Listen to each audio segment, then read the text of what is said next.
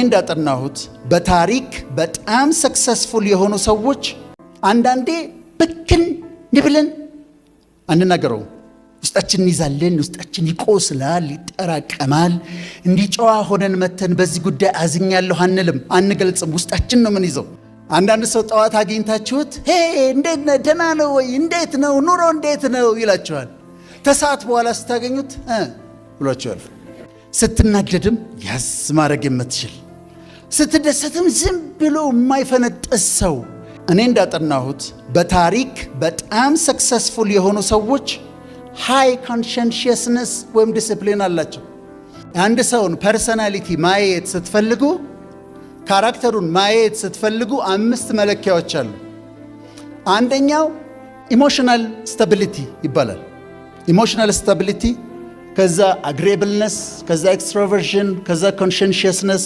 ኦፕንነስ ቱ ኤክስፒሪየንስ ኢሞሽናል ስታቢሊቲ ልንገራችሁ ኢሞሽኑ የተረጋጋ ነው ወይ ብላችሁ ጠይቃላችሁ አንዳንድ ሰው ጠዋት አግኝታችሁት እንዴት ነህ ደህና ነው ወይ እንዴት ነው ኑሮ እንዴት ነው ይላችኋል ተሰዓት በኋላ ስታገኙት ብሏችኋል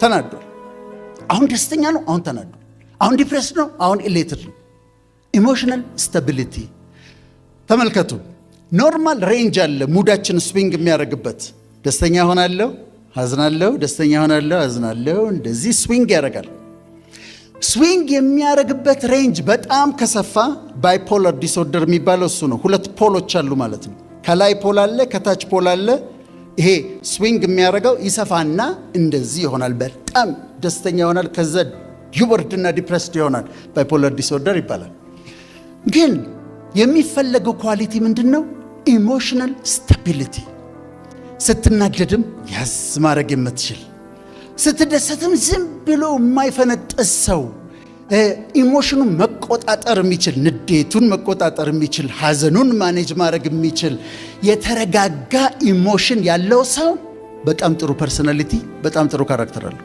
ኢሞሽናል ስታቢሊቲ ይባላል ይሄ ለካራክተር እጅግ በጣም አስፈላጊ ነው ዝም ብሎ የሚናደድ ሰው ዝም ብሎ ድንገት ተነስቶ ቱግ ብሎ የሚናደድ ሰው ጥፋት ያመጣል እኔ ስናደድ የምመራባትና አንድ ፕሪንሲፕል ልንገራችሁ ሁሌ ማስታውሳት በሐሳባችሁ አንገርን ጻፉት አንገር ንዴት አይደል ከፊቱ አንድ ዲ ጨምሩበት ዴንጀር ይሆናል ስለዚህ በአንገርና በዴንጀር መካከል ያለው ልዩነት አንድ ፊደል ነው አንገር ሲመጣብኝ ዴንጀር ውስጥ ልገባ እንደምችል አውቃለሁ ስለዚህ ሳብ አረጋለሁ ማኔጅ አረጋለሁ ኢሞሽናሊ ስታብል ሁኑ ወገኖች ጥሩ ካራክተር እንዲኖራችሁ ሁለተኛው አግሪኤብልነስ ነው ምን ያህል ተስማምታችሁ ከሰዎች ጋር መስራት ትችላላችሁ እንዴት ስራ ቦታ ይወዷቸዋል ወይ ከሰዎች ጋር ተስማማላችሁ ወይ ሰዎች በእናንተ ደስተኛ ኮኦፕሬቲቭ ናችሁ ሰዎች ጠረጴዛ አንስተው ሲሄዱ ቆይ ላግዝ ብላችሁ ተተባበራላችሁ በዚህ ጋር ነው መሄድ ያለብን ብዬ አማራጭ ሐሳብ አምጥቶ የለም በዚህ ጋር ነው መሄድ ያለብን ብሎ ካሳመነኝ ጥሩ አግሪኤብልነስ ካለኝ ሐሳቤን እቀይራለሁ በዚህ ጋር እንሄዳለን አግሪኤብል ለሰዎች የሚመች ሰዎችን ትረስት የሚያደርግ ሰው እንሆናለን ማለት ነው ልባችን ምንታገስ አግሪኤብልነስ ይባላል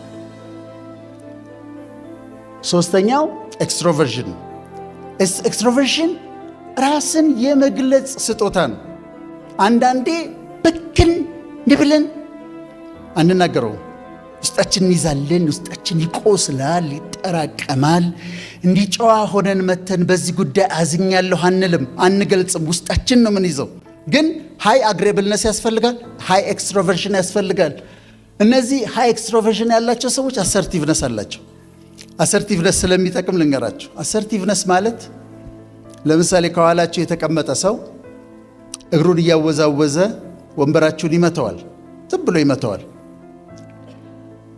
እየተናደዳችሁ ዝም ብላችሁ ትወጣላችሁ ወይስ ወደ ኋላ ዞር እግርህ እየረበሸኝ ነው ትሉታላችሁ አሰርቲቭ ከሆናችሁ እየረበሽከኝ ነው ትሉታላችሁ አሰርቲቭነስ ማለት ኖ ማለት ባለባችሁ ሰዓት ኖ ማለት በቻለ አይ ማለት መቻል። ሎ ኤክስትሮቨርሽን ካላችሁ ቢሰድቧችሁ ምናምን የማይሆን ቀልድ ይቀልዱባቸዋል። ትችላላችሁ፣ ታዝናላችሁ፣ ታስቀምጣላችሁ፣ ውስጣችሁ ይቆስላል። ይሄ ሎ ሲሆን ነው። ሃይ ሲሆን ግን አሰርቲቭ ናችሁ፣ አክቲቭ ናችሁ፣ ሪሌሽንሺፖች ይኖራችኋል፣ ሶሻል ናችሁ። ሃይ ኤክስትሮቨርዥን ያስፈልጋል። አራተኛው በጣም ነው የምወደው፣ ወጣቶች በተለይ አዳምጡ። ኮንሸንሺየስነስ ይባላል። ኮንሽስነስ አይደለም፣ ኮንሸንሺየስነስ ነው። ኮንሸንሺየስነስ ሃይሊ ዲሲፕሊንድ መሆን ማለት ነው። ስንት ሰዓት ነው የምትተኙት? ፊክስድ ነው የምትተኙበት ሰዓት? ጠዋት ስንት ሰዓት ነው የምትነሱት? ፊክስድ ነው። እኔ እንዳጠናሁት በታሪክ በጣም ሰክሰስፉል የሆኑ ሰዎች ሃይ ኮንሸንሺየስነስ ወይም ዲሲፕሊን አላቸው። 4 ሰዓት ከሆነ የሚተኙት 4 ሰዓት ይተኛሉ። ፔሪድ። ጥሩ ሙቪ ያገኘሁ ብለው አያመሹም እስከ 7 ሰዓት። 4 ሰዓት ላይ አልጋቸው ላይ ናቸው። ጠዋት 11 ሰዓት ከሆነ የሚነሱት 11 ሰዓት ላይ ተነስተዋል። ቁርሳቸውን የሚበሉበት ሰዓት ፊክስድ ነው። የሚያነቡበት ሰዓት ፊክስድ ነው። በቀን ምን ያህል እንደሚያነቡ ያውቃሉ። ስንት ሰዓት እንደሚሰሩ ያውቃሉ። ሃይሊ ዲሲፕሊንድ ሃይ ኮንሸንሺየስነስ ያላቸው ሰዎች ናቸው በጣም ሰክሰስፉል የሆኑ እኔም እንዳጠናሁት። ስለዚህ ይሄ ያስፈልጋቸዋል ወጣቶች። ማታ ቆንጆ ሙቪ ያገኘው ብለ እስከ 8 ሰዓት ድረስ አታምሽ። ጠዋት እንቅልፍ ጣፈጠኝ ብለ ፊክስድ ነው፣ ዲሲፕሊንድ ነው። ራስን ነው ዲሲፕሊን የምታደርገው። ሃይ ኮንሸንሺየስ። በቀን ይህን ያህል ማንበብ አለብኝ፣ አነባለሁ። በዚህ ሰዓት መተኛት አለብኝ፣ ተኛለሁ። ምግብ የማልበላቸው ምግቦች አሉ። እኔ አሁን ግሉተን ፍሪ የሚባል የምግብ እንትን ነው የሚሄደው። ማልበላቸው ነገሮች አሉ ስለተስማማኝ። ከዛ እነዛን ማልበላቸው ነገሮች ሲቀርቡ አልበላህም እላለሁ።